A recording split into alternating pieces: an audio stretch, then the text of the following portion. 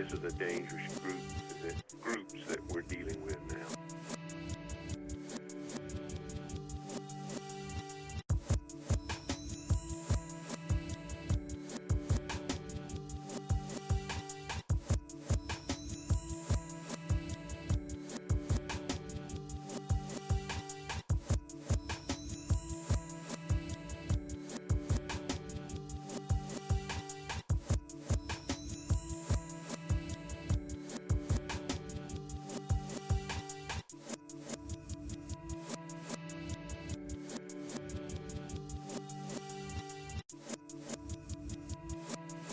This is a dangerous groups that we're dealing with now.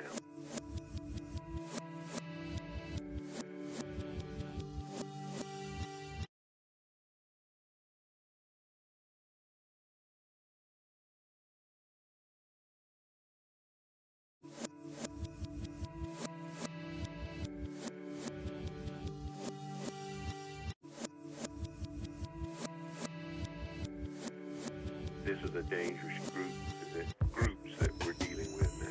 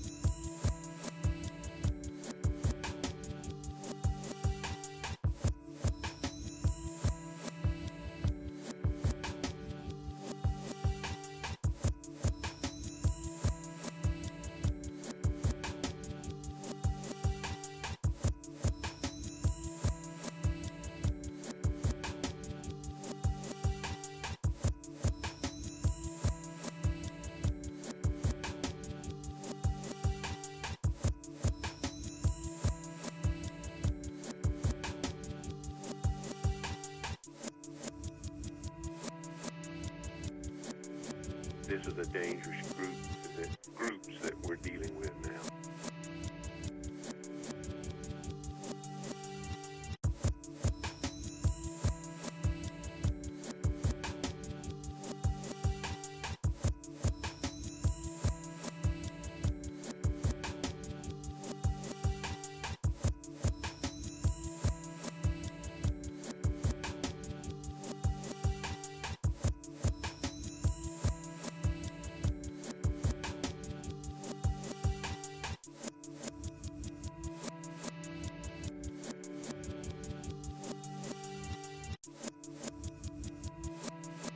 This is a dangerous groups that we're dealing with now.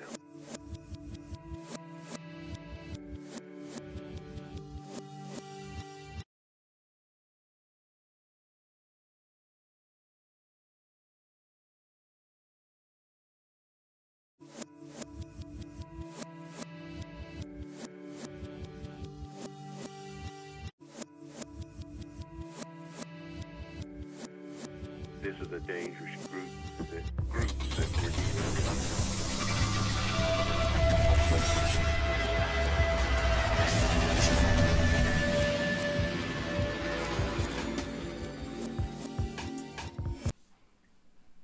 Hey,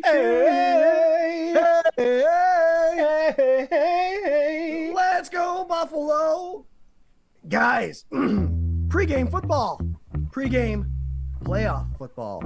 Welcome to Sunday Sessions with Scott and Swank, and Ryan Thomas will be joining us a little later. The man had to work on a Saturday. He'll be joining in the Zoom little pregame that we're doing right here very shortly. And guys, the phone lines are open. And give us a call if you want to talk about some Buffalo Bills football. We are just over an hour and a half away from the playoffs. We got the 8:15 game, single digit weather, not much of a wind factor. I think it's 6 to 7 miles an hour wind. They're at Highmark in Orchard Park. So it's going to be chilly for sure. You like that? It's going to be chilly. Hey, guy, speaking of it's going to be chilly, check out the shirt, the hoodie idea that the 24/7 Buff Pandemonium came up with. They're for sale, and the information's at our website. Mm-hmm. But Swank, welcome to Sunday Sessions special pregame Saturday playoff wildcard football. I already said your name. Tell us where we could find you and potentially where you could hear us if they're not watching us on live today.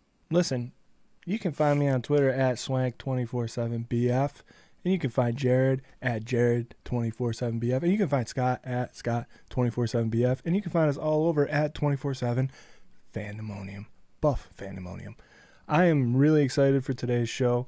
I can't wait for this game. We're gonna try and cut her right down to the 8 o'clock hour, maybe a little before. But we want to talk to you guys. We got the phone lines open. Call Scott Reed on Facebook Messenger, and you can get on the airwaves. I may look like this in my Messenger's picture. Dude, we were just talking. My wife was in here helping me trying to figure out some stuff, and yeah, she was saying that Scott's wife is a saint for letting him keep that Fu Manchu for the whole time. Well, for those of you who don't know, we had the Fu Manchu bet, well, a challenge. Basically, the week that the Bills clinched the playoffs, we said if they clinched the playoffs that week, we would shave our beards to Fu Manchus.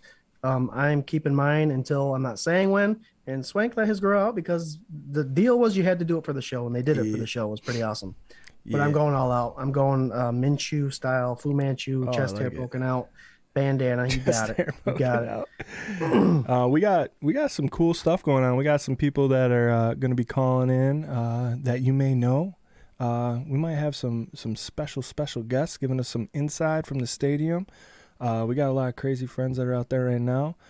Right now in the comments, we got Lisa Johns asking how I'm feeling. I'm feeling way better. I actually tested negative. So right on the last day of my quarantine, I tested negative. And I'm good to go. So I'm firing up a little whiskey to start out. And then, it's Sunday session. So we got some burrs back here. But Swank, I know you're saying something, but we call this Sunday Sessions because we like to open up our first beer. Apparently it's 6 o'clock, so we probably had a couple more.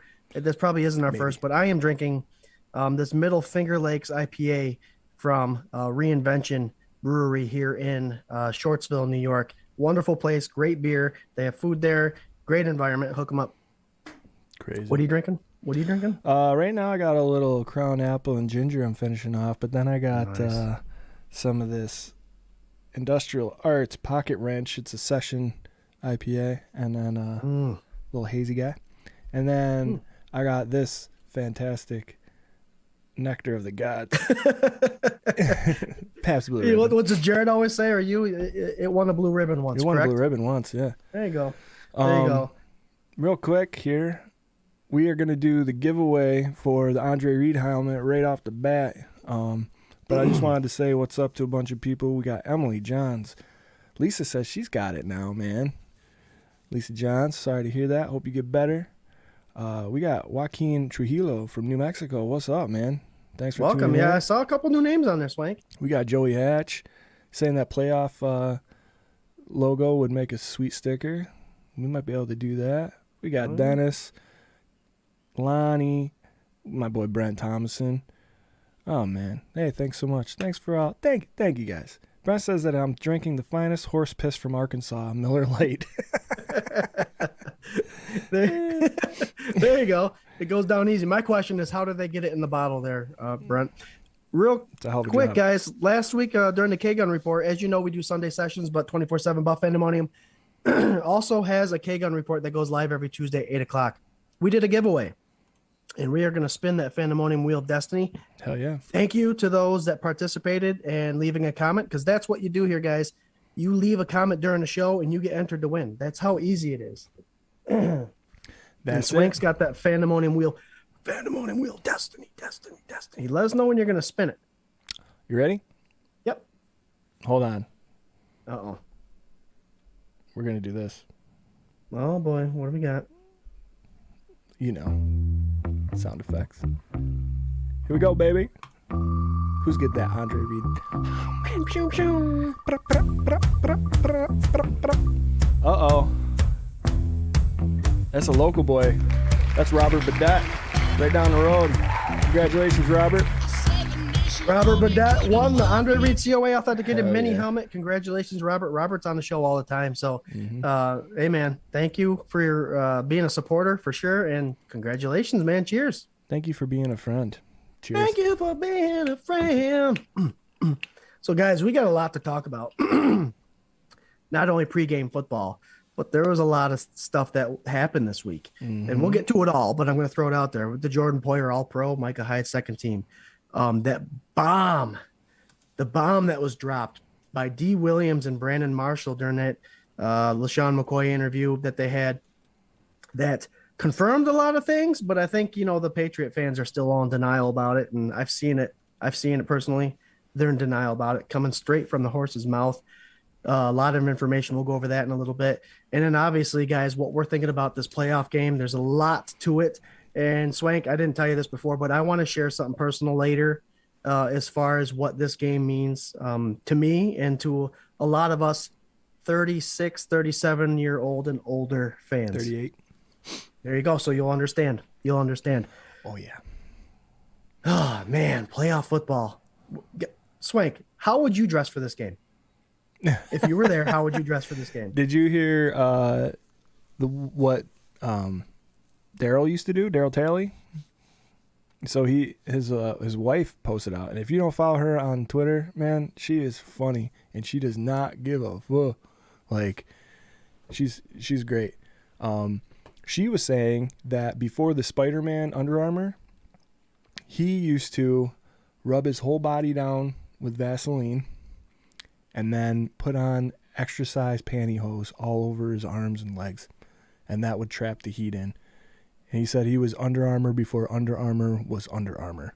That was a quote. I don't know if I go all that crazy with it, but for me, I got a lot of buddies that are up there now. If you're at the game now, what's up? Give us a text. Don't forget you can call in to Scott's Messenger on Facebook and get on the show if you want to. If you want to. My buddy Kyle's up there, and he got some XXX size bib work overalls, and he's rocking those. He sent me a picture of it earlier. I think, man, it's all about layers, man. You got to get those big boots, and you got to get a lot of socks, and I think the long underwear, man. That's my personal Swank secret. You got to Swank, real quick, fans, real quick.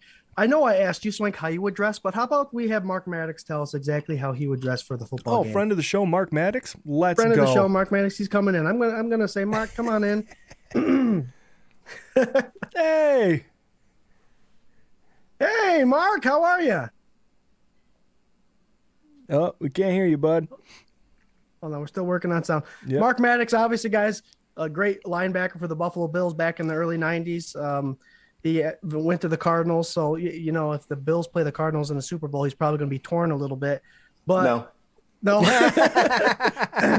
That's my so man. Mark, How's it going, Mark? Welcome to the show. What's going on with you? What's new? Not much, guys. Thanks for having me back. Other than my toe surgery and a couple little health things, been doing pretty good. So no complaints. That's good. That's good. And the victories and the playoffs make it even better. You ain't kidding. How were you watching the game today? At home. I watch it at home on TV.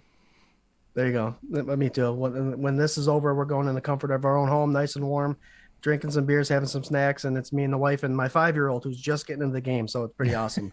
Good. Mark, we were just talking about how us as fans would dress for the game, how we would prepare as far as the Vaseline, the extra layers, staying dry. As a player, and I know it's going to be like 5 or 6 degrees there, but as a player, we got people wearing no sleeves. We got people overdressing. How did you personally get ready for a game for the full week and during the game when you know it's going to be sub-degree weather? Well, it was different for us back then. I don't know what they're doing now. I heard something about some ice balls and all of this other stuff. But for us, Marv Levy, if it wasn't a blizzard outside, we weren't using that little bubble that we had. We were practicing outside in elements. So we were used to the cold where we were out there all the time. Today, I know they have a little bit easier. They have a field house, and they can get more done. So I understand that. But Marv was about the elements, and so we prepared in the elements. The difference between practice in the elements and game day was during practice, you do stand around because you're implementing offenses, implementing defenses, and you have a scout team versus the first ones versus twos. So, you have a lot of downtime.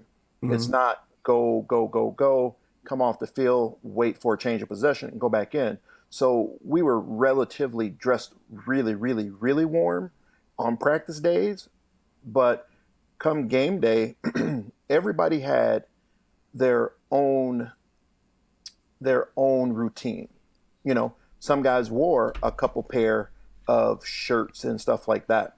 I was one of those guys. I got to the point where I was just a t-shirt, a couple t-shirts, because I just felt like I was kind of restricted some. And I know Daryl Talley had got me a pure blue underbody suit, like his Spider-Man suit. So I wore that a few years. But other than that, it's a game. Your body adjusts to the temperature. And for me, what I did was I never sat on the heated benches, and I didn't stand too close to the torpedo because I didn't want my body going hot, then cold, hot, then cold, hot, then cold. So it really didn't affect me that much, the weather. The worst part about it was when you would go in at halftime because you've been running, you've been sweating, and your body is, at one temperature. But when you go in at halftime, your body starts to warm up. And, you change shirts and all that stuff, and you get ready to go back outside. The temperature may not have even dropped. But just because your body started to warm up, it feels like it dropped 10, 15 degrees. It feels that much colder when you first go back out. Wow. And I mean, that's a killer for, New England might not have that issue because they play in a cold weather climate, but teams like, look at that playoff game against us and the Raiders, first half compared to second half. The wind chill only went like 2 or 3 degrees different, but they were not the same team in the second half as they were in the first half. Granted, we made some adjustments and did some different things to, fight that, but they come out and have 14 first downs in the first half, and they only have 1 in the second half. Mm-hmm. So it plays a toll on you. That's crazy. Well, as far as like the not going to the benches of the torpedo, I would have thought that would be like something like you didn't want to know what you could have.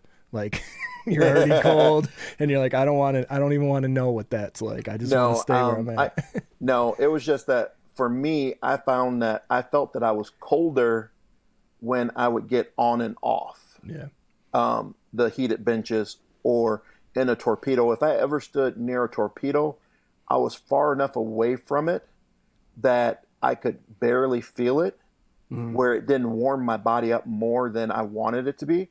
And because I did, like when I would sit on the benches in my early years, my first 2 years, I think it was, I would sit, and it was like one of those things where I just felt like it was cold all the time, where when I didn't sit, my body just regulated to it, and it was good to go.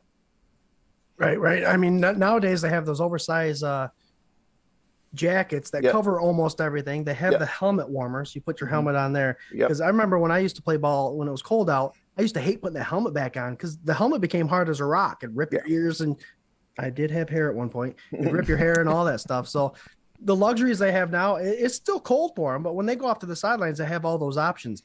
Back in the day, it was a lot different. It for sure was a lot different. I'll tell you, I just looked at that game versus the Raiders, and you could see, and this is crazy because this is a professional team. The capes that we would wear with the hoods, there wasn't enough capes for all the players. Some players had jackets, which you could see the guys putting on these jackets that weren't really, really long.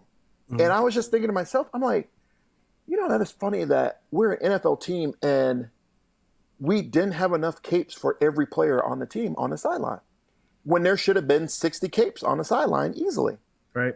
Right. And And it was just one of those things because I'm like, when I seen Pete, because he had broke his finger in that game, he put on that jacket, and I'm like, why is he wearing that little jacket? you know? And it was a windbreaker, and it was, it was one of those, I think one of those Apex jackets. And I think it was all because of sponsoring too, because we had Apex, we had, Nike, Adidas. Frontline, I think, was another one. So, you got to deal with that too. So it's like I was a Nike guy, so they're not going to give me an Apex jacket. Mm-hmm. And if Nike didn't have a jacket and they had a jacket with something else, I couldn't wear it, So some of that stuff plays into it also. So, I didn't even think about that before, but then I'm like, now I was just thinking, I'm like, oh yeah, he was with Apex. He wore those Apex shoes. He had that jacket. All right, Mark, I'm not going to put you on the spot here. You don't have to name any names, but Bart Scott delivered a message earlier this week that suggested maybe Josh Allen should take some Viagra. It's a vasodilator and all that stuff. I'm not going to put you on the spot, but do you know anybody, without saying any names, was that something that potentially was? The first thing I heard of it, listen, and this is what's so crazy is because I told you guys before, I'm part of the Bills Mafia Babes. Mm-hmm. And they put a post up and asking me about the cold weather. And so I talked to them about it and stuff like that. And like you were talking about the helmet, and now they have the helmet warmers. We didn't have that. We had to put the helmet in front of the torpedo if you had it off, and hopefully you didn't burn the inside of your helmet up. You know what I mean? And so I was talking to them about it and telling them and stuff like that. And they respond back. So I read through the comments. I'm going through the comments. And the Viagra one comes up. I'm like, oh my God. It's 12,000 ladies in this room. And the comments and the way it started to go, I'm like, oh, this is one post I did not want to see. And, but I've never heard of it. I've never heard of anyone back then. I don't even know if they had Viagra back then. When I played, so that wasn't something that never came up. Right, and back when I was in Buffalo. No pun intended, right? Yeah, it never came up, no pun. And so, but when I was back in Buffalo, no, guys just, Vaseline, layers, different things like that. But other than that, yeah. I mean, yeah, I don't know. I just don't know. No, I've heard the Vaseline thing. I heard that creates a layer. It helps keep the warmth in, and you can put it all over your body, and it does a wonderful thing. That way you don't have to layer up so much. And some people even obviously the receivers wouldn't put it on their hands. Right. Else would have the dropsies. But I've definitely heard the Vaseline thing, and that's still something that sticks. Yeah. And with it on you and stuff like that, like if you ever seen Bruce cold weather games and you ever looked at his arms, always shiny, because Bruce didn't wear a shirt. A long shirt. He just wore a t-shirt, and arms were exposed, and he had Vaseline on. But he did, when he went back over to the sidelines, he always did have a coat. He had a bench, by the heater and stuff like that. So that's one way he kept himself warmer. But yeah, him, Darryl. I mean, most of the defensive guys, all the linebackers, we put Vaseline on.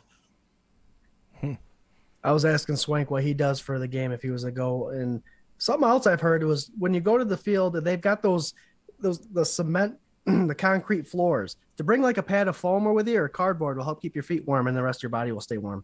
Yeah, in the stadium. In the stadium. Yep. Yeah, that's what I heard too. And the same thing, put it on your bench, put it on the floor, so it doesn't radiate through your feet, because that temperature it transfers from the ground to you. Mm-hmm. And so, because if your body's warmer, it's going to try to adjust to what's underneath it. Yeah.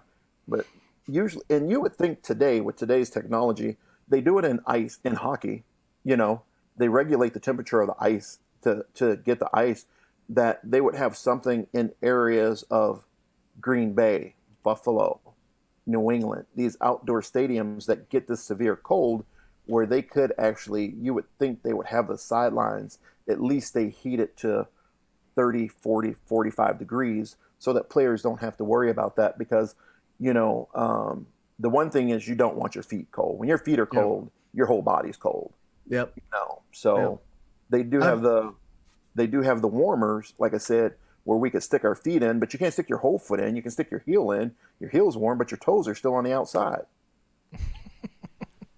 Yeah, I've always told people, as long as I'm dry and my feet are warm, you should be good. Yeah. You should be good. It's like the same thing as like warm floors, warm house, right? Like it starts from the bottom up. So yeah, I'm not sad that I'm not there only because of the cold. Other than that, I would love to be there. Man, oh man, you see these posts on Facebook saying that, the Bills Mafia is not showing up, and you're kind of questioning all these tickets left over. I actually got a post from one of my friends that's actually there, and he's been to 5 or 6 games, Mark and Swank, and he said it's the most people he's ever seen. So for those people that are worried that the Mafia is not going to show up, we're there, getting frostbite, but we're there. I mean, it's one of these things where, like, I know that game when we played, because like I said, I just watched it, and I think they said, we were usually doing 66, 67, 70,000 people. But at that game, I think there was only like 61,950 something is what McGuire had said. And it comes down to it, too, is that you have to understand, okay? You can say that they're not there, or they're selling these tickets, or they're selling their tickets. Maybe they need to make some money, but you don't know if that fan is 75 years old or not. If they're 75 and they go to these games, they can't sit outside in 0-degree weather for 3 hours, especially at 8:15 at night. Okay? Because guess what? It's only going to get colder throughout the night. It's not going to warm up. Right. At nighttime, the temperatures drop. They don't go up, okay? Unless something happens by miracle. But the temperatures are going to drop. They're going to keep dropping hour by hour. So put it this way, fans, I told one guy said something, I was like, you don't have to be in the stadium to support them. Mm-hmm. You have faith, you can live there and you can support them either in the stadium or in your home. That energy is felt. It's one of those things, like, I feel that if you do good, it goes out into the ethers and people can get some radiation from that. So if you're in your house cheering them on, hopefully it's radiating out, and that's what it's all about. So, I mean, people just try to make something out of a lot of stuff, and it's really nothing. I tell you what, the Bills will play if there's 10 people in there, 10,000 or 100,000, and that's what it's about. They're going to go out there and do their job. Played with nobody last year. Yeah, exactly. Exactly. That's exactly my point. Yep. So Mark, I've had stomach issues all week. Not because of IBS or anything like this that. This interview is taking a weird turn, man. Once I figured out that we're playing the Patriots, I've had butterflies, and I'm one of those guys that I'm 40 years old, so I was able to watch the Bills finally take over the Miami Dolphins after all the hardships we went with them, and now I'm seeing kind of history repeating itself, and it's something that's special to be a part of. For someone that's over 35 years old, these young bucks that just coming into it, this is their first playoff experiences. But sometimes there's us older people that know the story before the story, and it's all exciting. And what I want to know from you is, obviously, that you're excited for us to win. We want to win. But what's your key to today's game? They beat us in the run the first game because the weather played a huge role. And then obviously the second game was a little more evenly matched, and because we're more talented, I believe, we took care of it. What do you think? What do you see happening today with sub temperatures and just with playing them twice? Playing them twice is always something that makes the game different. Well, I mean, playing them twice at home, and that definitely gives the home team the advantage. I think, in all honesty, the first game should have never been a loss. I put that loss on the coaches. That's just me, my personal opinion. I don't feel that the game plan was solid. I don't feel that they utilized the players the way they should have, especially offensively, because guys are hurt. You still have to do things to make them successful, to put them in the right position. And I don't feel that was done. I feel that the last couple weeks of what we've seen with them and DeBoll in his offensive play calling, this DeBoll I see calling plays right now, I see as a head coach. The DeBoll before that, I don't see as a head coach, because your decision-making and your thought process really, truly wasn't there, in my opinion. And that's just for me looking at it one way. And for this game, I have no doubt that we're going to win. It's like if we play the way we've been playing, our play calling does not change, we should be successful. Plain and simple. No ifs, and buts about it. Our defense is playing excellent, okay? They may be giving up yards and giving up some points here, but they're playing well enough that you should win a ball game. Anytime you hold a team to a certain amount of points, you should win that ball game. And they have been doing that. There's plays here and there that happen, but it's going to happen. It's like that game against the Raiders. In the second half, Tim Brown has an 81-yard touchdown, and it happened. But it's how do you recoup from that? What do you do? And that's the key. But I'm not worried about this game. I had no doubts about this game based on what I've been seeing the last 2 weeks. Our play calling is there. Our defensive play calling is there. And the bowl is running. Like, people don't understand when you have a team that can throw the ball like we do. And Josh showed that it doesn't matter if the wind's going 40, 50 miles an hour. He can throw the ball in that stadium. Yeah. Okay? Just the only balls that are really, truly going to be affected are the long ball. But have you seen the last 2 weeks? What have they been doing?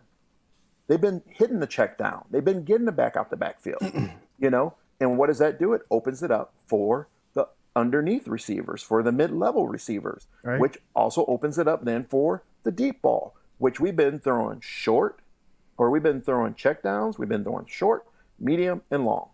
And that's what happens. Look at the run game. Look at how he's been pulling guys, and we've been really successful on that. So therefore, when we start running our zones and running our stretch plays, we're now getting movement because these guys aren't expecting it. They're expecting someone to pull or to get hit from the side. And we're creating those zones. No one's been complaining about Singletary the last 2 weeks, have they? No, and I'm pretty sure over a month ago, someone, I think you may have said maybe we should start pulling some guards and some tackles. Yeah. And they heard you. They were watching the show, Mark, and they heard you. But true. No one's been complaining about Singletary in the run game because they've been doing stuff to make themselves successful. Yep. That's all I've been trying to say. Very good. Yep. And it's fun watching it because we've said for the last couple of weeks, everything's coming together at the perfect time. Didn't happen as early as it did last year when the Bills went on an 8-0 run after they lost to the Cardinals. It happened a little later, but hey, it is what it is. If you can get it to come together at some point and you make the playoffs, you ride that coattail right in. Yep, exactly. You just keep doing it. Do what works for you. Don't try to change that up. And that's the only thing that scares me is trying to change that up. I think it was last year, the one game where we passed the whole first half except for like one run play. And I'm just like, you're not going to do anything. You're just giving them the ball back with so much time on the clock that it hurts you. It really hurts you. Mm-hmm. We've been talking about balance for the last couple of weeks. This Daboll's offense has been completely different. Like you're saying, for the last 3-4 weeks, it's been a combined balanced attack. You finally have like the right offensive lineman out there to get the job done, I guess. You got the right calls being called. It's just a completely different beast, and you still get all that like awesome passing game action that you want. It's just now it's spread out more so that the defense can't just dial right in on what you're going to do. Are you going to throw the ball or are you going to run motor 2 yards up the gut? Like now it's way more diverse, and it's kind of reminiscent of some of that cool stuff they were doing last year that they completely abandoned until about 4 games ago. And Swank, you remember what we said a couple of weeks ago when the Bills started running the ball a little more? Now these playoff teams that they know that, holy crap, the Bills have a running game. Yeah. Defensively, we have to start preparing for the run game instead of being able to pin our ears back and just go after the quarterback. Mark, you could probably agree. If they know they're passing the ball 90% of the game, the defense and the linebackers can pin their ears a little back, gamble a little more, knowing that they're not going to run and be more successful. Oh, exactly, because your defensive coordinator is going to set up for that. Because it's sad to say that as a coach, you become a creature of habit. That's why when we got film out of every formation, We got film out of down and distance.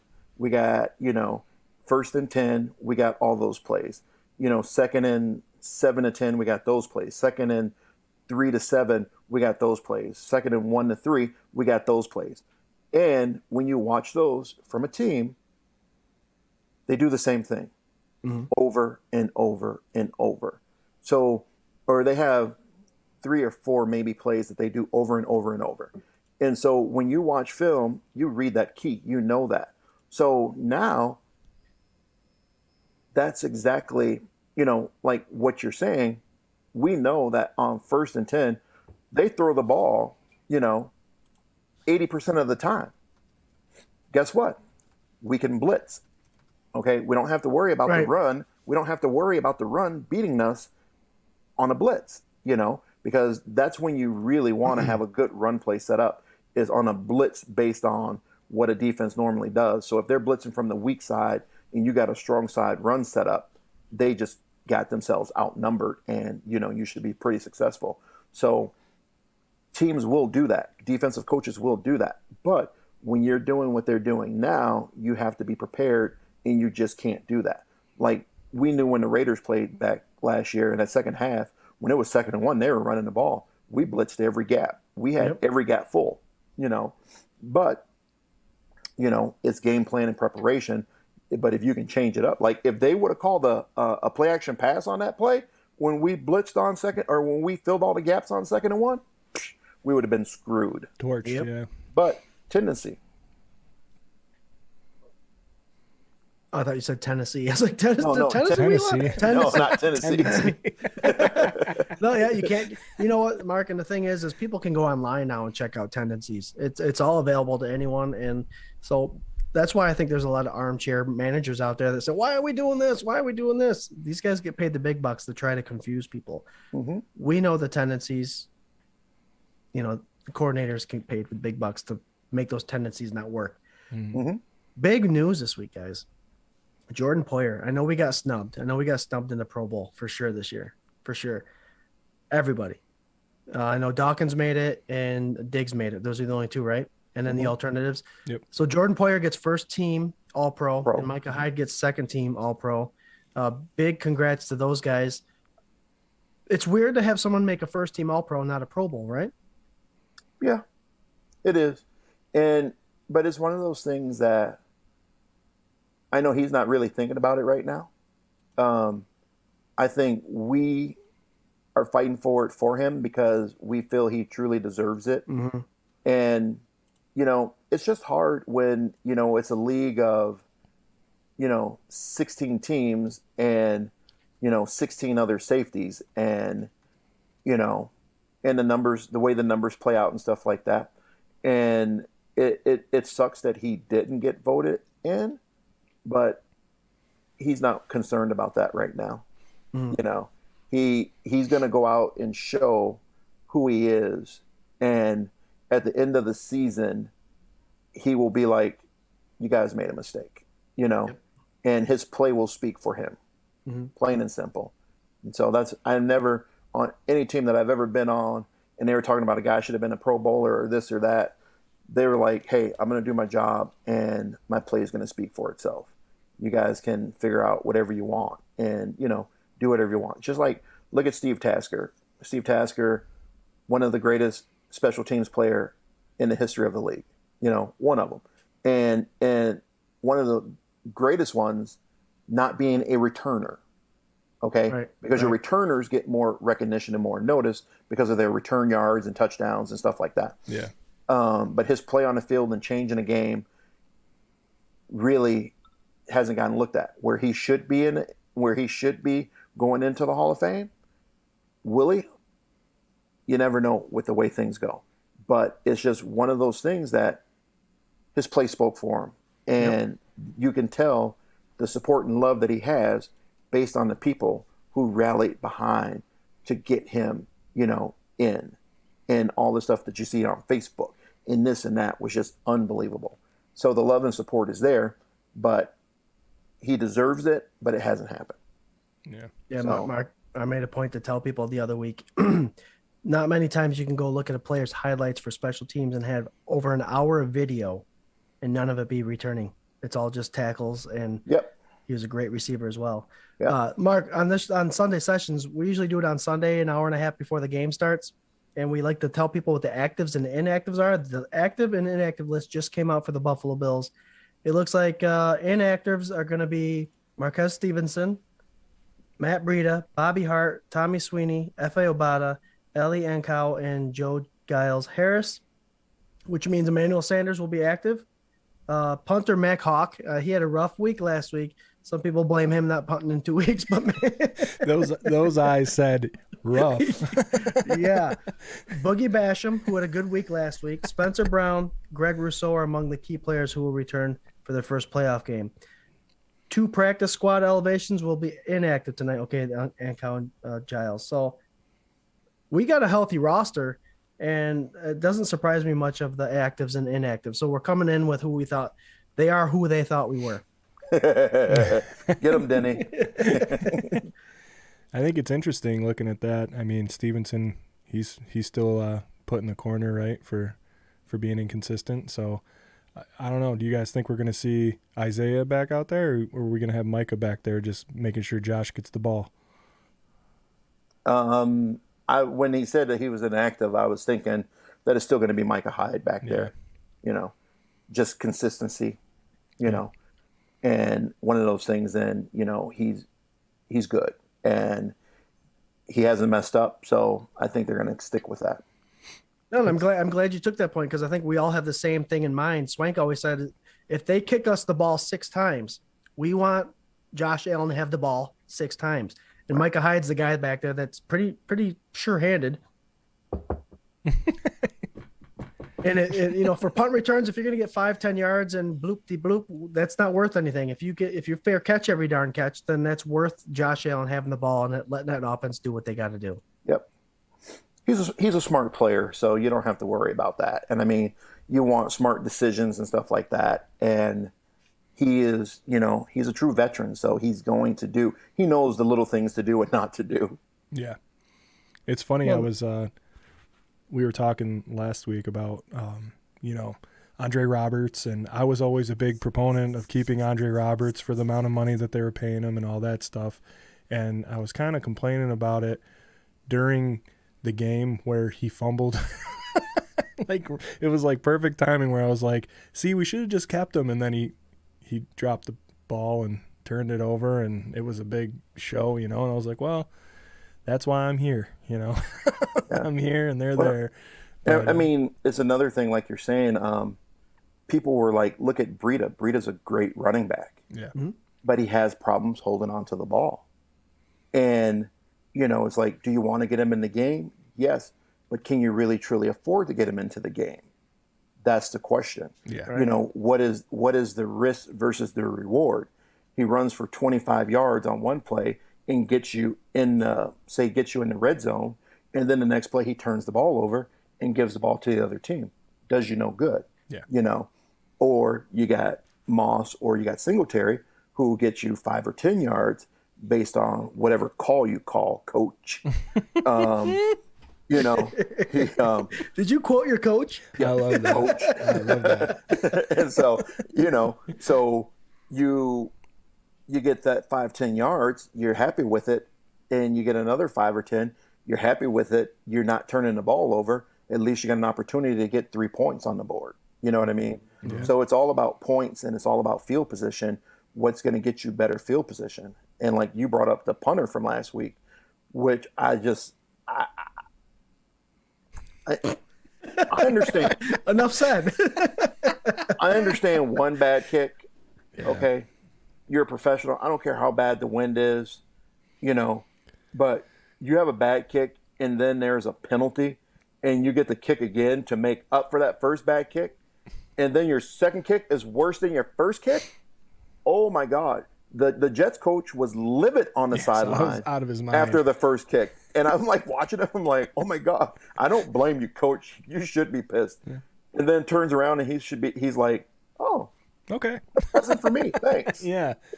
Ooh. I don't know. It looked like he was trying to drop it weird to like get underneath and do like kind of a lower trajectory. And I was telling these guys, man, like after the first time, okay, stop, just kick it regular, right? And the second time you're like, okay, but you're going to start kicking it regular now, right? And then the third time you're like, dude, sit down, Yeah. put Micah Hyde back there to Right. punt. I don't care. No. What you do then is you put your guys in, you throw a Hail Mary, but you make sure the other team catches it so they get the ball down there deep. Mm-hmm.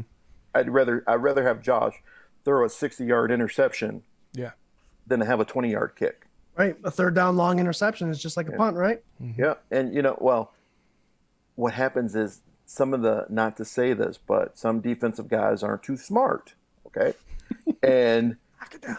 instead of knocking it down, they may catch it because they think they're going to make a big play.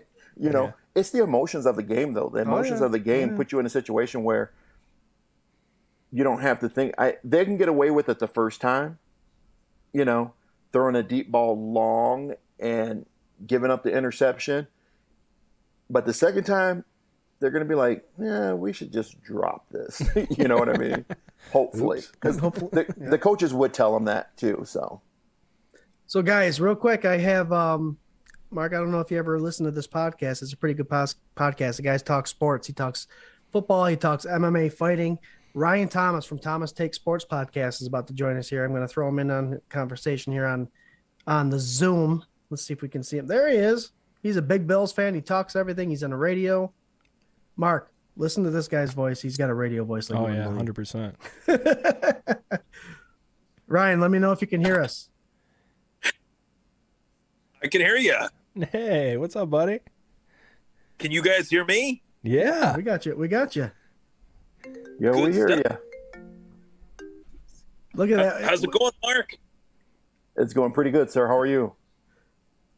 I'm doing good. It's a little chilly. Might be chillier as the night wears on here, but playoff football nonetheless. Good. I'm ready for it. Awesome. So Ryan, we were just actually talking about the actives and the inactives, and we know that Stevenson is not active. So we're talking about how Micah Hyde has been taking the punt responsibilities, and we alluded to you give Josh Allen the ball more, the better. No turnovers, no muffs, no mistakes. So with Stevenson being benched, who do you think is going to be back there? Is it going to be Isaiah McKenzie or Micah Hyde? I think it's going to be McKenzie. I would say McKenzie. I definitely liked what I saw out of McKenzie against New England the last time we played McKenzie when he stepped in for Beasley. But with Beasley out there, at the wide receiver, slot role, of course, I'd expect McKenzie to get his fair share of touches in the return game. That's what I'd hope to see. Just get the ball in their playmakers' hands, though. I think that's the key to this one. Hell yeah. We agree.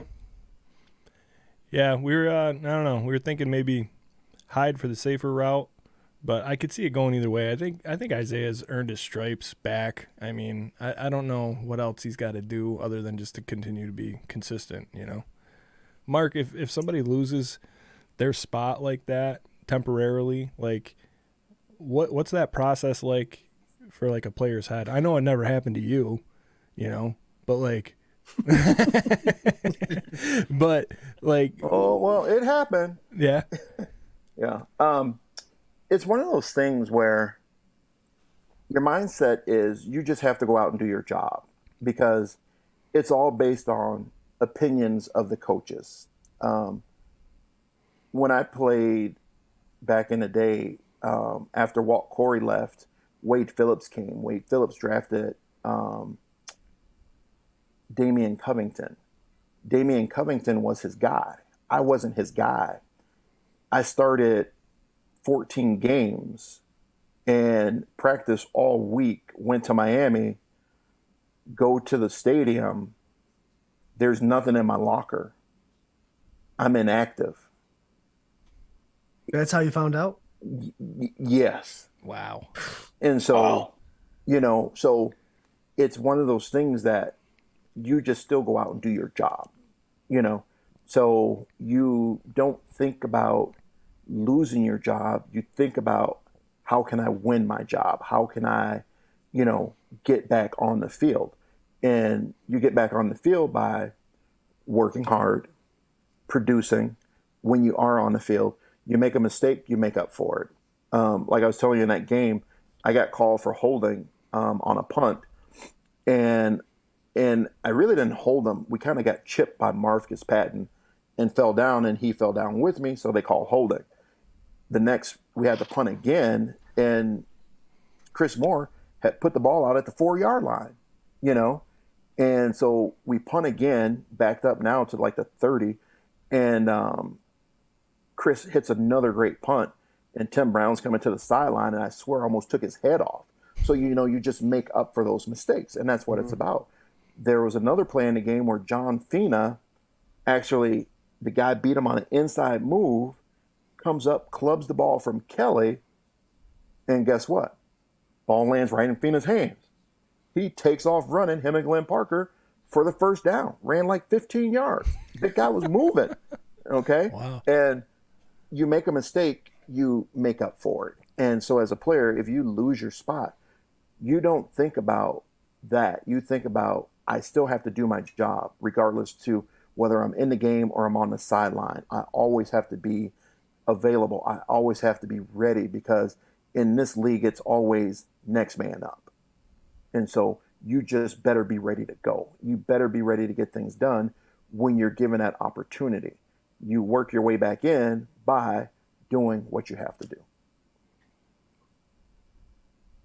Next man up. That's always the way it is. You lose your spot, you keep working, and try to get it back. Yeah. I remember Damian Covington. Did he wear number 57? Yes. Yes. I'm a 90s What guy. are you, Rain Man? That was crazy. I'm a numbers guy and 90s guy, so that all works out the same. Ryan, are you a little excited today? Yes, sir. Are you a little excited? A little excited. I remember the last show you said I needed blood pressure medicine. If I needed blood pressure medicine for the last show, I might need extra blood pressure medicine for this show. I mean, this is it, man. This is what the drought, waiting through the entire 17-year playoff drought, breaking the drought was one thing, but this is the team. This is the team to just look at and say, this is a spectacle right here. This is a game that I think has been in the making for quite some time. If you're just talking about the Bills versus Patriots in this moment in the playoffs against one another, and Belichick versus McDermott. I think this game is going to be a chess match, as they usually are, with Bill Belichick on that sideline, on that side of the field, and Sean McDermott, Leslie Frazier on their P's and Q's defensively. I think Mark Maddox knows a thing or two about that, being on that side of the ball for as long as he was. And I'd like to get Mark's take. If I could throw a question, Mark, how does he see this defense? How do you see this defense, Mark, just from what you've seen this year? Oh, I see a young defense, okay, when I look at some of these guys. 3-4 years, not really 5, not 6-7 year, 8-year veterans, a big group of that group. I see this team just each week getting better and better and better and bonding. And because someone asked me to grade Harrison Phillips last week. And, so I watched him as much as I could as they would show. And I said, I give him actually a B minus, for his grade. And because I look at certain things, I look at hit separation, get extension, get separation, get off the block, and staying square. How often do you stay square to the line of scrimmage as compared to turning your body? There were some plays where he turned his body and just got washed down the line. I don't like that. That's straight right there wrong, because once you turn your body like that, you can't make a play to the backside. You're only good one way. Okay. Mm-hmm. You just put your guy out on the limb, and then I posted a video of Jeff Wright, our nose guard against Detroit, where they're running strong side and they're trying to double team scoop him with the guard. He actually grabs, you can see him grab the center and get his legs taken out by the guard, but that center never got to me, and Barry's tackled for a 2-yard loss, and that's what it's about. So when I watch the team, it's like the same thing with Milano and Edmonds. I like to see them use their hands more and hit and separate and can get off of blocks. So I watch them, but I see them improving every week in just little areas. They will do something different to, improve. And it still comes down to me, offensively or defensively, play calling. Okay? You can have all the ability in the world. It's play calling, and it's each guy doing their job. And when you have that, there's no stopping you. And like this team has been, they're the number one defense team in the league. I believe, am I right? They're ranked number one, ranked number one in pretty much everything. Yeah. And so it's that, to me, it shows that they're doing better. They're getting better, even with the games they lost. They're learning from it. And that's the key, is that they're learning from it. They're learning from their mistakes. They're like, I hope that the coach said, Harrison, what are you thinking right here on this play? I want to know, because that's what coaches should do. Coaches should tell you, ask you, what are you thinking? Why did you do what you did? And correct it so that you don't do it the next week. And because he did it like 2 or 3 times in a game. And I'm like, if I was there, I would smack him and say, you can't do that. You're killing the guy behind you. You're killing the guy behind you. And it's a team concept. That front 7, and if they bring the safety down in the box, those 8 guys have to know that I have faith in you to do this, okay? Because I'm going here, I know you need to be there, okay? Plain and simple. It's like with Bruce Smith. Love that man. Love him to death. But would he hang you out to dry? Yes, because he was trying to make a play. So he wouldn't get hands on a tackle, and a tackle would just come down and bash your head in because he was never touched, okay? But if Bruce doesn't make the play, what it happens now is you just lost 2 guys because of 1 guy. So it's a team concept, and I believe that they have that philosophy. And like I said, the right play calls will make them better, and they are getting better. And like I said, they're getting stronger and stronger. People can say, oh, well, we lost to the Patriots the first game. We gave up 1 long run. Yep. Was it? And that was it. Yeah, granted, 1 mistake, okay? But they made up for it, but we just couldn't score. Right. We didn't start throwing the ball until the 4th quarter. Josh shows you what he can do with a 30, 40-mile-an-hour wind. It doesn't matter. He can throw the ball in that stadium. So now your playbook is open, But if the bowl would have done that in the beginning, that's a different story. You ain't kidding. But no, I like our defense. I feel our defense can compete with any offense that's out there right now. Green Bay, Tampa Bay, Kansas City, Tennessee, whether Henry comes back or not, they've shown it. They've done it against Kansas City. They've shown it against Tennessee. That's another game we should not have lost. Okay, I blame that on the coaches. The bowl again. Right. So it's one of those things where this defense is a solid defense. They're playing A ball right now, and that's all they can do. And they got to keep doing it, and the coach has to keep putting them in the right situation. Mark, nine sacks against an NFL team. It doesn't matter if they're ranked 1st or 32nd. That's something that's significant, correct? Yes. Yep. Mm-hmm. This defense is coming alive. I'm glad Mark mentioned, the fact that in the first game against New England, they allowed that big touchdown to Dwayne Harris. But what happened in the second game? I saw a ton of adjustments from the first game to the second game, where Dwayne Harris wasn't finding as many holes as he was, or even one big hole, a hole as big as what he was able to run through in that first game. As well, they forced Mac Jones to beat them. And I think Mac Jones proved, at least on that day, that he couldn't. So I think that's kind of a similar strategy that I hope to see tonight, in that let's shut down the run game. New England's got a very good run game, and shutting it down is a task. I'm not saying that it's not, but shut down that run game as best as we can, keep it at bay as best as we can, and force Mac Jones to do what Josh Allen has done for this team, frankly, since day one. And it's put the offense on his back, whether it's taking control of the offense. I think Josh Allen has been taking control of this offense these last few weeks, especially, and that's why we've seen the well-versed results. We talked about Isaiah McKenzie. Going back to him, it seems like he's carved out more of a role on this offense than what many people thought he'd carve out, after that fumble, on that return that, he just dropped the ball and fumbled the ball. And no one really caused it. He was in the doghouse, it seemed like, to, everybody in Buffalo. But now, coming off of that second game against New England, now he's got more of a prominent role, I think, and hopefully we see that tonight. Yeah, absolutely, man. Yeah, I hear you. I just, like I said, I just feel that, this team is hitting on all cylinders right now. And when I say all cylinders, like I said, special teams weren't the greatest, but, the last week. But it comes down to, when I mean all cylinders, I mean offense, I mean defense, I mean special teams, but DeBoll, Frazier, McDermott. Those three are together, and then those three divisions are together. When you have all those hitting at the right mark, there's no stopping us.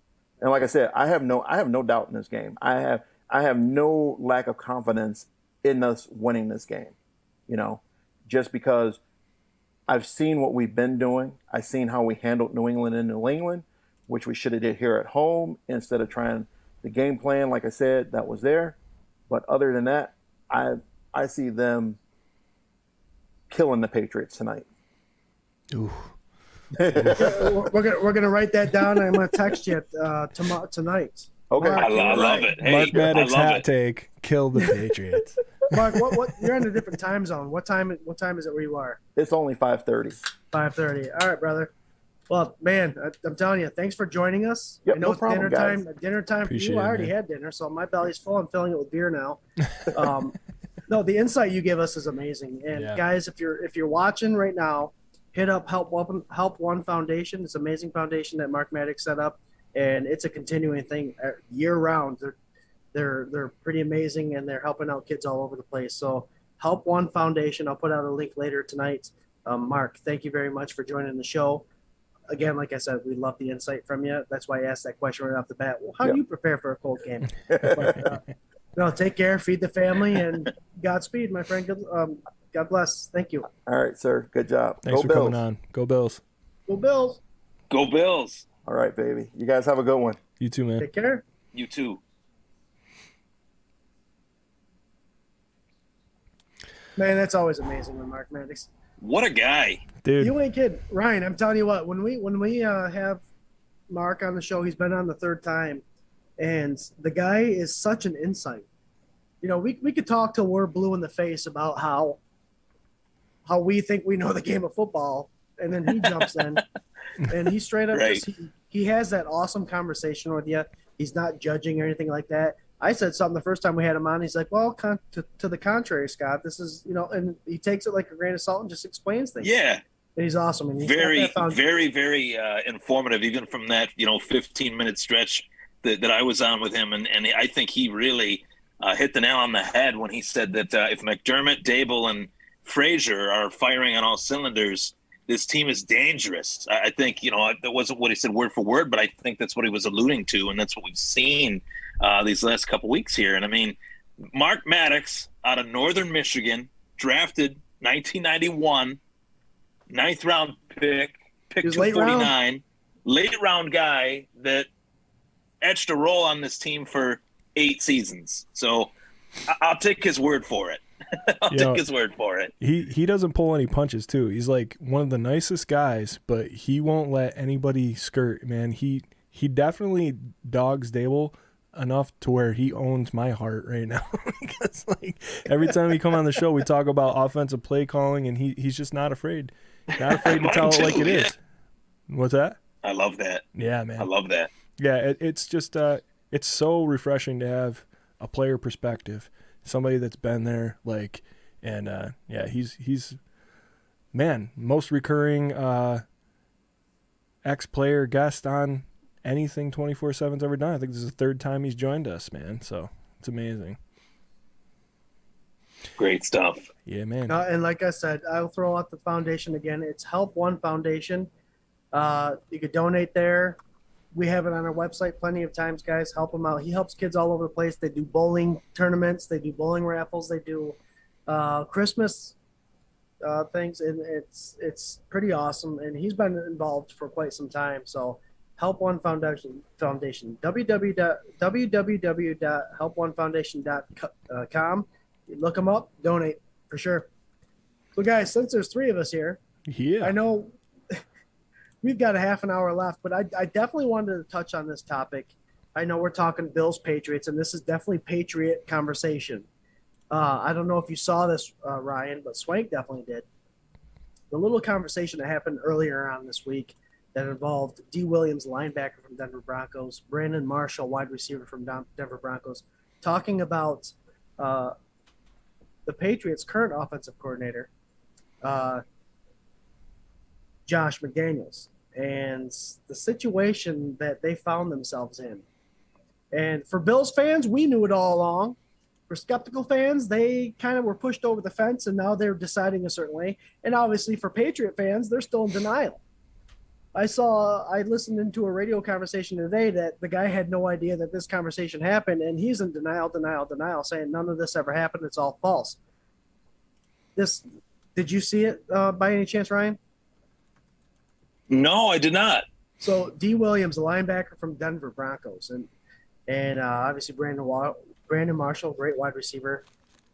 They discussed about the coaching of Josh McDaniels when he came to Denver. And guys, I'll make the story short. They went 6-0, beating everybody. And all of a sudden they lost to a team that they should have beat. And this is a conversation that they're having that's live for everybody to see. D. Williams said, we found it awful fishy that the camera guy got fired. And this camera guy was a special friend of Josh McDaniels. And Josh McDaniels pulled back and said, I had no idea he was doing it, even though he's been friends with him forever. And guys, I'm mentioning this not only because we're playing the Patriots this week, but I think it's a conversation we would have had regardless of who we were playing, because this is pretty big news. These are NFL players coming out and talking this facts. They were videotaping. Why'd they lose the San Francisco 49ers? They didn't have a videotape to understand the offense and the defense that was going on. Josh McDaniels was fired not too long after that. This is pretty big news. Not only that, but then wow. Josh McDaniels goes to Indianapolis, at which point he accepted a job, and then he goes ahead and says he didn't go to the interview accepting the job, he refused it, and now he's back in New England. Basically what D. Williams and Brandon Marshall were saying is they were caught cheating videotaping, and the only reason that Josh McDaniels was successful, because they started off so great, is because they were cheating. D. Williams said verbatim that when they're doing this play, when they're doing this formation during this down, you run back in the middle of the field as fast as you can. You will either intercept the ball or the ball will bounce off your helmet. That's how specific these play calls were. And the guy was adamant, and man, I'm not going to take any players. These guys don't play for the NFL anymore, so they're not afraid anymore. And they're coming out and saying that, listen, in fact, Josh McDaniels' system was a system of cheating and videotaping everybody to be successful. And it's crazy because he wasn't that successful. He wasn't. He got fired. He ended up with an 11-17 record. But I want to hear your guys' take before I take my take out of this, because I did a lot of research on it, and I find it interesting, very interesting. And again, fans that are listening, I'm not poking at the Patriot fans just because we're playing them. This is a conversation that we would have had regardless of who we're playing this week, because it's pretty big news, and we're not hearing it. Go ahead, guys.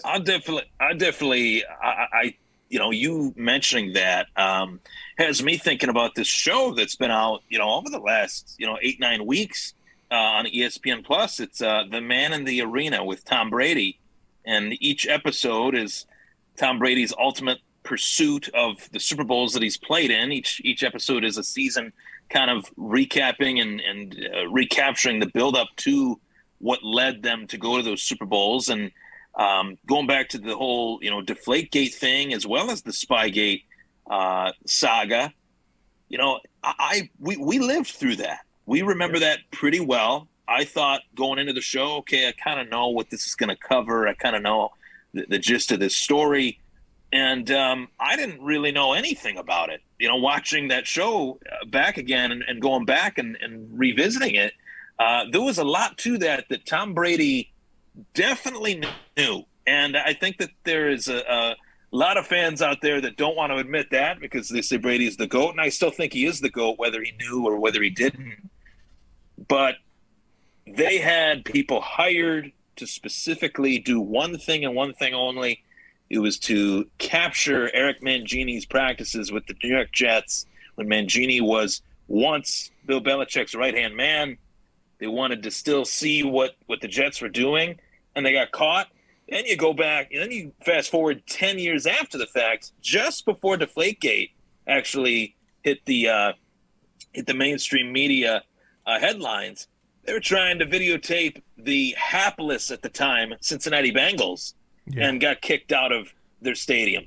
Also, you remember a couple years back, Sean McDermott had to escort Patriots members off the field. That's right. Saying, "Why are you guys here? You guys don't have press. You guys don't have press passes. You guys don't have sideline passes to be on the field during this time. This is our time to do walkthroughs. Get the hell out of here." And Sean McDermott, I mean, all-state wrestler. I think he'd be willing to throw down if someone's, trying to record his practices. So this is just same, different day.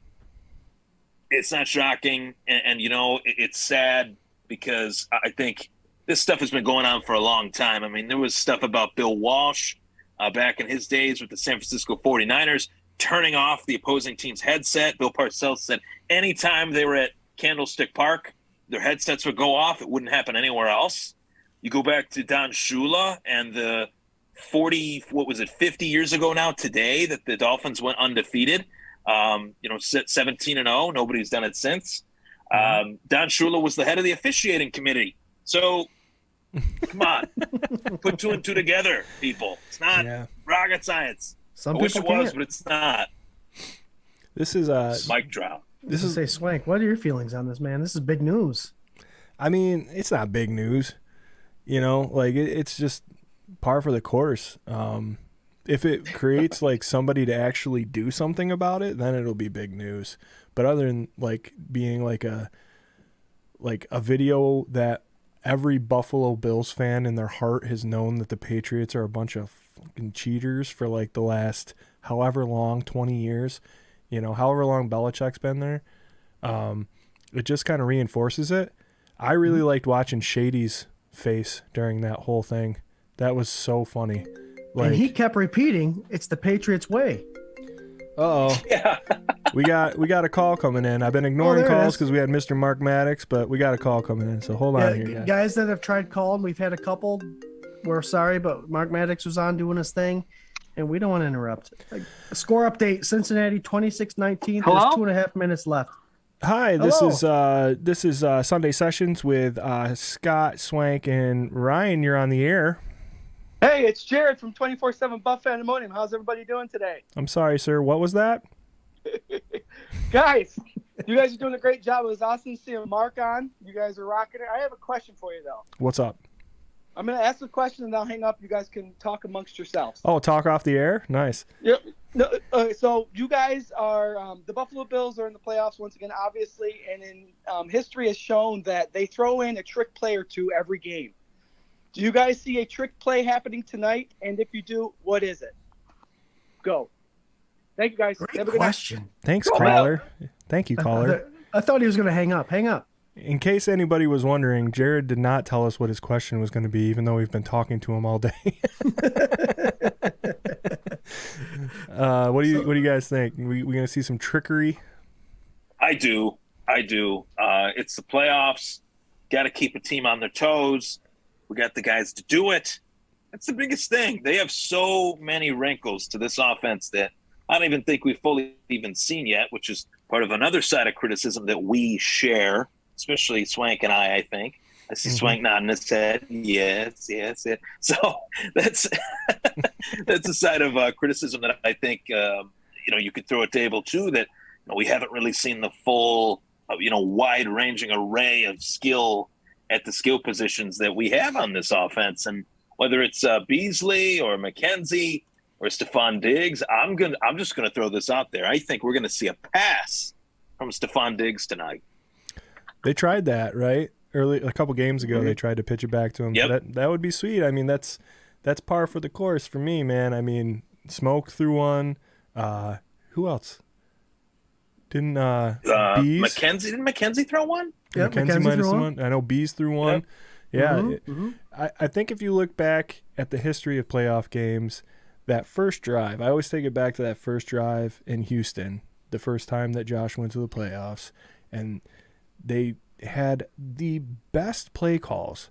That whole drive was like, we are gonna murder them, like start to finish. I'm with you. I thought it was Jesus. Dude. And then it was you just threw it right out there, like that touchdown pass to Josh, and he put his body on the line, and it was like, this is everything we thought it was gonna be. And then I'm gonna say this, and I don't know if it'll be popular. Dable did what he does, man. It's like flash in the pan, cute stuff, first drive, and then same old. For the whole rest of the game, there was nothing. And you're like, just thinking to yourself, man, I find myself thinking in those moments, where is he? What is he doing? What is he thinking? Why are you not doing what worked? You know? And it's not so much that like they figured it all out. It's that you're literally not running any play that you ran that was successful for the whole first half of the game. Like, so I'm hoping that, yeah, maybe there's some razzle dazzle, maybe there's some trickery, and I hope that it's kind of like mixed in there though. I hope it's like a lot of solid, head down trenches. We own you. We're the Buffalo Bills. We're winning this game no matter what football. And then here and there, you're throwing in little trick plays just to assert the fact that you're the Bills and you're going to do whatever you want. That's what I want, Right. What's your take, Thomas? Yeah, I agree, Swank. I think, I agree, Swank. I think we will see, I got to adjust my hat here. I think we will see, a little, I had the tag was poking into my forehead. I'm like, hey man, look good, play good. Right. I think that is one of my frustrations is that, each season, these last 2 years, it took us a double digit amount of weeks to establish any sort of a run game, any sort. And I have, my diehard Bills buddies, Bills fans that are my friends that are Bills fans, I should say. They are saying, Singletary is not good enough. Moss is not good enough. I do not think that is the case, nor have I ever. I think it's the situational play calling with Dable in terms of the runs. When the team does decide to finally run the football, it is in the most obvious running situations that you could possibly think of, whether it's down and distance or just the game flow, time, clock, you name it. That's when it's most obvious when they were running the football. Now it appears to me over the course of the last few weeks, we've seen Bates in there. We've seen Spencer Brown out there on the right side, and it has made a difference. Call me crazy. It has made a massive difference. I think the proof is in the pudding. Statistically, Devin Singletary has had, 4 straight weeks of great production. And I don't think you should deviate away from that. And I'm not saying maybe give the Patriots a taste of their own medicine fully, but maybe crush a pill in half and say, hey, take half of this aspirin for this headache that you're about to endure. As a matter of fact, don't take any aspirin. We're going to give you a one-sided pounding and swing the hammer. That's the type of game that I want to see. I want to see a physical game. I want to see a tough game from the Bills. We got a ring. Oh, with a great point, ringing. we have. I'm pretty sure it's probably one of our OGs. Isn't we have a Southern accent. Not a first time, but a long time. Multiple call in. Goddamn legend, Brent Thomason on the phone right now. What's up, buddy? From Arkansas. Hey, what y'all doing? Oh, just getting ready for this game, buddy. How you doing? All right, let me know. What's up, Brent? How y'all feeling? How you feeling about it? All true side, how y'all feeling? You nervous as me? Yeah, I think we're all pretty nervous. I don't know if nervous, like, man, I just want them to come out here and be who I'm they anxious. were. Yeah. We're God anxious. damn, I'm just ready for them to play. Come on, gosh damn. We've waited long enough. Last 3 or 4 days, Ryan, I've been a damn wreck. Let's get this shit over with, one and done. Let's beat their ass and get over with it. Come on. Hell yeah. Come on. Ryan, our phone service isn't all that great, so all Hey, he's Ryan. probably hearing is Swank, okay? They want What's you. up, Brent? Hey, Ryan. Yeah, he's got you. What's up? What's up, buddy? Hey, my fourth soon-to-be ex-wife thinks your ass is cute, so I'm probably gonna divorce her already. She thinks your ass is kind of hot, so I don't dig that shit. So you know what, man, get off the line, go somewhere else, whatever. Unsubscribe. Yeah, get off this shit. Quit sorry, fucking liking sorry. just to see, whatever. Listen, man, you can't But help anyway. how handsome he is. Yeah, shit, I can't either. Damn Joker, man. Whatever. I'm gonna quit following his ass. You got great, Whatever. You got great taste. Anyway, let Hence me all the let accents. me talk to y'all That's about for that. sure. What do you got, Brent? All right, the Harris for New England. He's pretty much got the same stats as Singletary. Yep. I mean, pretty much give or take. But this fucker, excuse my French. It's all right, buddy. It's after G-rated. 7. You're good. Yeah, there's a lot of Miller Lite. But anyway, he's having a shitload of his two biggest games are really against us. Yeah. I mean, at New England, what did he do? He rushed for y'all correct me, I ain't trying to be fucked up, over 100 yards and 2 or 3 touchdowns or whatever. I think he was the one that broke that big one on us the first game.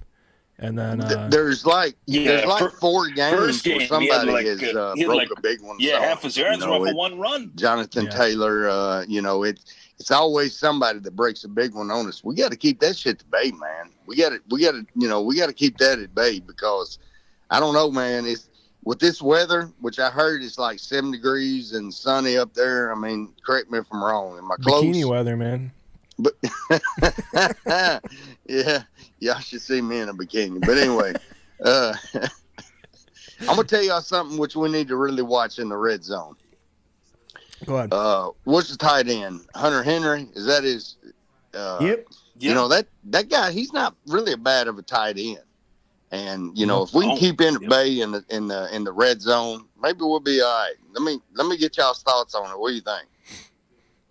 Yeah, man. I mean, I think we're all pretty much in agreement. And if you're calling in, just for anybody out there watching, the way everything's routed, these guys can hear you.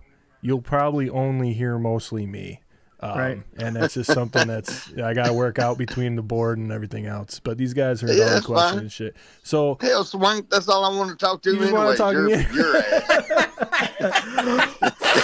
I mean, who cares? I'm going to say this. I'm going to get off here. Let me tell somebody I'm proud of. Let me tell somebody that I've just been stoked about. go ahead. And I really enjoyed watching is Harrison Phillips, man. Hell He yeah. is Yep. Agreed. he has really showed his ass off, and it makes you kind of want to stay Star. Who is Star anymore? Is he even playing tonight? Is he activated? I mean, what's going on? Yeah, he's activated, and I don't know, man. Last week, I was more interested in watching Harrison Phillips and Ed Oliver, and then that I press was too. conference afterwards. Yes, I think yes. they're like that perfect pairing where Harry's like the calm, and Ed is like that young dog at the end of the chain, and they just kind of zen each other out, and they wreak havoc. Yes. They've been back in the backfield most plays when you're watching, man. They're both back there, so I'm stoked on it. Let me I'm gonna clear you off the phone here, man, and we'll answer your question. But thanks for calling in, man. We love you. And Thanks, Brent. Go, We do go love fucking you. Bills, man. Always, Hey, always man, I a love pleasure, y'all to Brent. death, Thank dude. you. Y'all like brothers. All right, go Bills. Hell yeah, go Bills. All right, so he's wanting to know about Hunter Henry. I mean, between him and Jonnu Smith, what are you guys thinking? So I'll go quick real first. Yeah, go ahead. First real quick. Go quick real first. First real quick. Harris has 28 carries in the last 2 games against the Bills, averaging about 114 yards and 4 TDs. He has punished us a little bit, and we'll give him 60 plus yards on that big carry. And that was one of my biggest concerns. And Brad Thomas, I'm glad Thomason brought it up. Is the first game we ran the ball. Yep. Well, Patriots ran the ball like crazy. Second game, we saw that Mac Jones couldn't pass the ball. We need to run the ball. Belichick is smart. He's smart. He's not going to come to this third game with the same strategy than he did the first or the second. My biggest worry is the fact that Jonnu Smith and Hunter Henry will be used quite a bit more often, and which is fine because Milano's healthy, Edmonds is healthy, Taron Johnson is healthy, and our defensive line is healthy. Bring it. But with that being said, I think Brent's right on. I think he's right on with that. I do. I think that there'll be an offense that I think he's going to try different because the weather is bad, and to introduce those two and play tight end play and make our linebackers make plays on them, I think that's a strategy Belichick will bring, and I think the Bills obviously have an answer for it. What do you think, Ryan?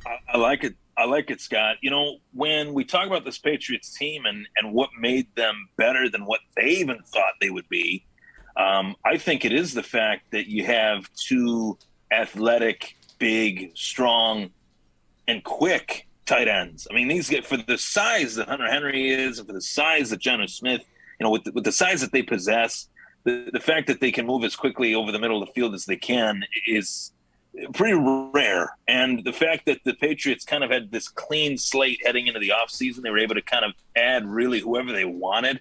And dare I even say overpay slightly a little bit for some of these guys, but they're in that position to overpay with the cap, you know, kind of opening up back again for them. And what really brought, you know, fear and curiosity to me was Jonnu Smith and Hunter Henry being signed by the Patriots. And I think that we haven't even really seen them utilize that dimension of this offense, at least in recent weeks we haven't. And this could be a week where you're trying to get size on size to try to see who can outmuscle who. And I think that this could be a game where not only Damian Harris could be used up the middle by New England, but Hunter Henry on Tremaine Edmonds, Hunter Henry on Taron Johnson, Hunter Henry on Hyde, you know, or Jonnu Smith on any of the guys that I just mentioned. I think that the Patriots are going to try to outsize us in this game and try to out-physical us in this game. And that would definitely be a most obvious way to do it.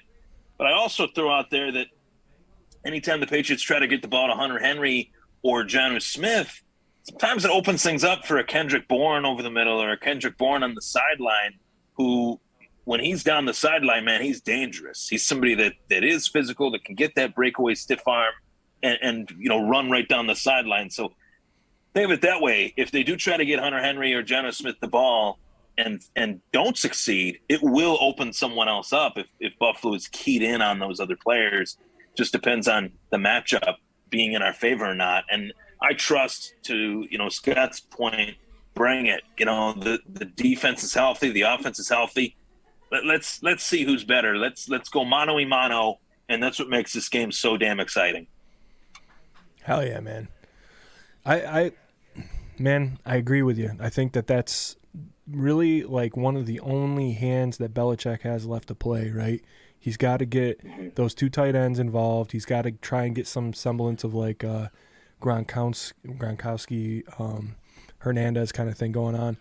The only thing that I see that's faulty with that, aside from the fact that I think Milano is physical and athletic enough to contend with those guys, and I think that Tremaine Edmonds has upped his game over the last couple, and really the second half of the year, I think he's picked up his play. The only thing other than that I can see that's a problem with that is that you still have Mac Jones throwing the ball to those guys. Yep. And I think if you can get in there and rattle his cage, he's going to be just like that picture of Mr. Burns, like he is, like all scrunched up in the side. And you got to take it to the most basic. He's a rookie in his first playoff game in the NFL, and you have to bury him. Just bury him. And I don't think against they did the the number first one times. defense. Yep. Yeah, the number one defense, exactly. But, I mean, I kind of think that's a tactic that hasn't been applied against the Bills a lot. Like, there's not any team that's super heavy in the run with a two tight end set and a kid that can throw short 5 to 10 yard passes like it's his job, right? So if they can cover that and prove that, look, we're the number one defense for a reason, I think that's it. I think you can't let Mac Jones get in a rhythm by connecting with those guys a couple times. I think you just got to smack them down. Smack them. Guys, tonight, I think the most important thing tonight, offense or defense, is yards after catch. Yeah. If you allow yards after catch, this game is not going to be a fun one for either team. You know, if either team allows yards after catch, I think yards after catch tonight, tackling is extremely important. And to be honest, we know the blueprint of this Bills defense and how it's been so successful, especially these last few weeks with the front four. If everything stays in motion, as Mark Maddox said, if everything continues to progress on the defensive side of the ball, the only thing that needs to happen is that Josh Allen has to play his best football. And to say Josh Allen needs to play his best football in order for the Buffalo Bills to win a game, I feel pretty damn confident in that. I feel like I've seen enough of Josh Allen these last 4 years, especially trending upward these last 4 years, to know that we should see some really good football from him tonight.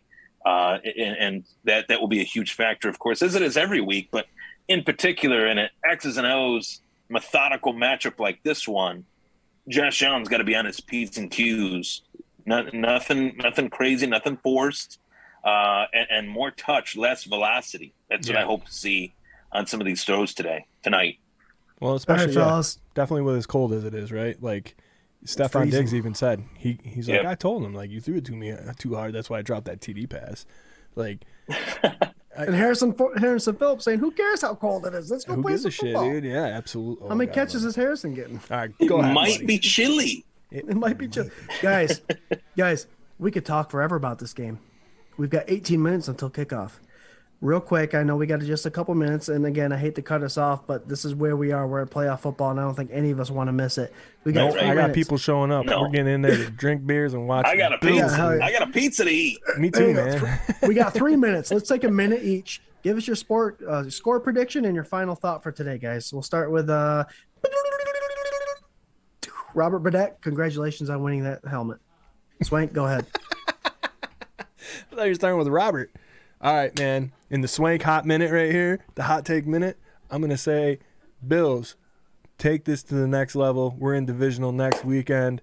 We're going 35-10. I have no respect for the Patriots offense. I think that we're going to be able to figure them out, squash them out.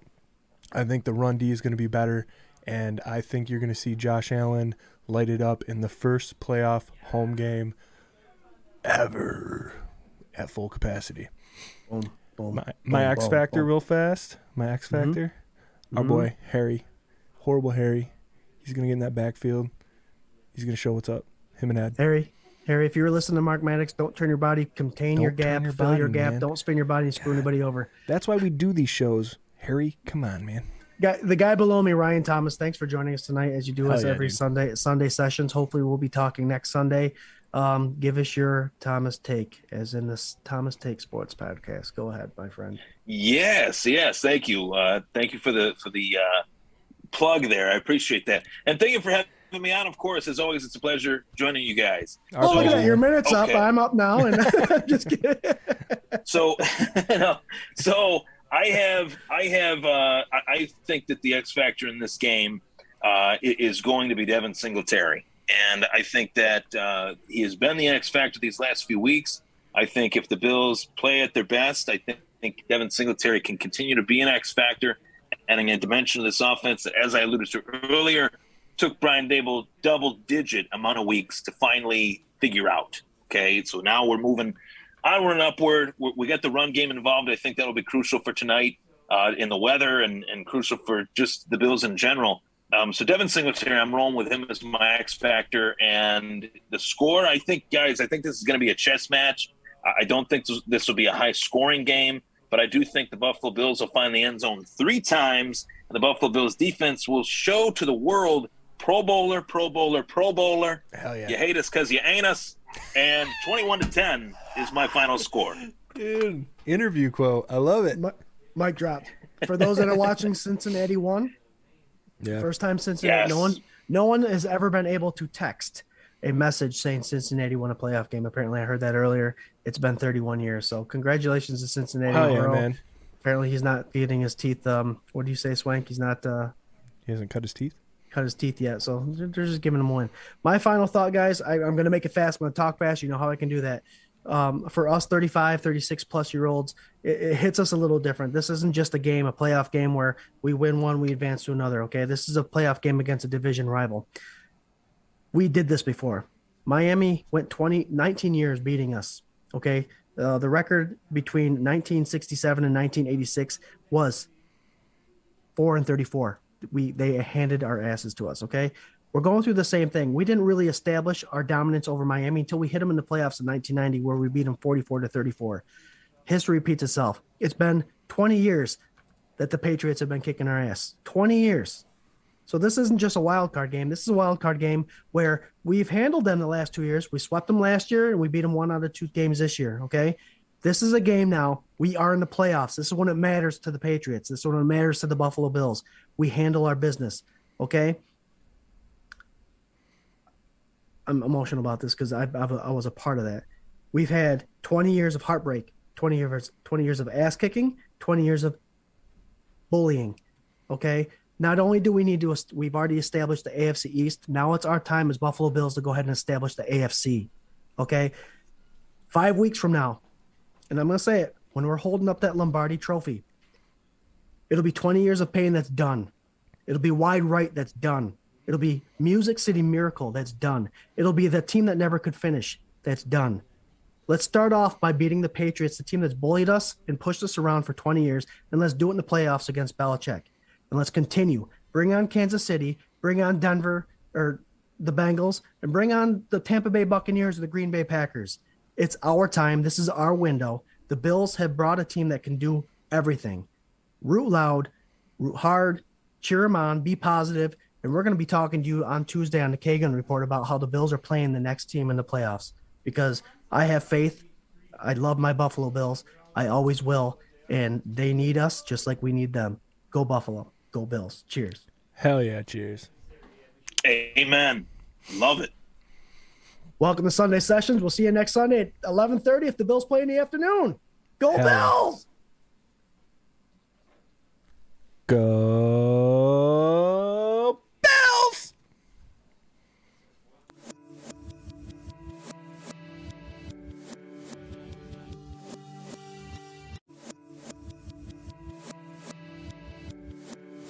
This is a dangerous group that